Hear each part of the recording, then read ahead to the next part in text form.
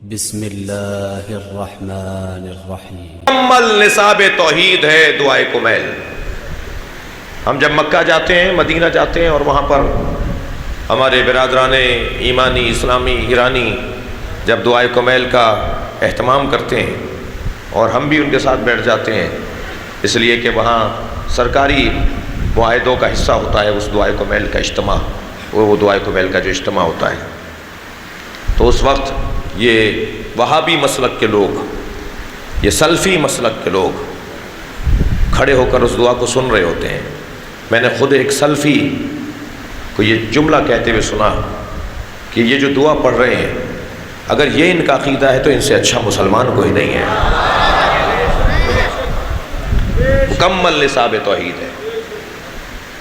میری مشکل، میرے ماحول کی مشکل یہ ہے کہ جب میں دعائے کمیل کے بارے میں اس کی عظمت کو بیان کرتا ہوں تو ایک طبقہ اس کے مقابل حدیث قصہ کو لاتا ہے اور کہتا ہے دعائے کمیل کیوں پڑھ رہے ہو، حدیث قصہ پڑھو، اور ایک طبقہ کہتا ہے کہ حدیث قصہ نہیں، دعائے کمیل پڑھنی چاہیے۔ دونوں غلط ہیں۔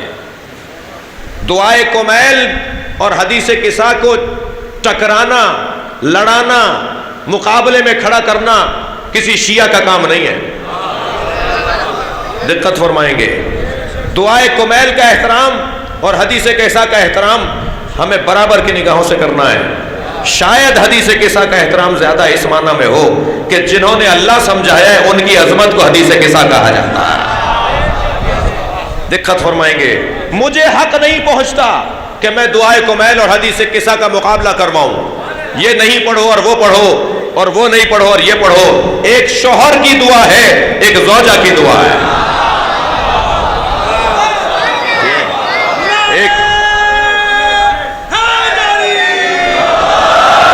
ایک مولا کائنات سے منسوب ہے، ایک جناب زہرا سے منسوب ہے۔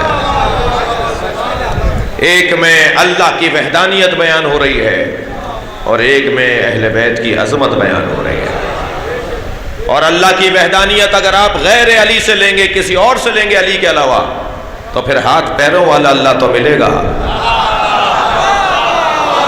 جسم و جسمانیت سے مبرہ اللہ نہیں ملے گا۔ صلوات ہدیہ کریں مولا کی ذات پر۔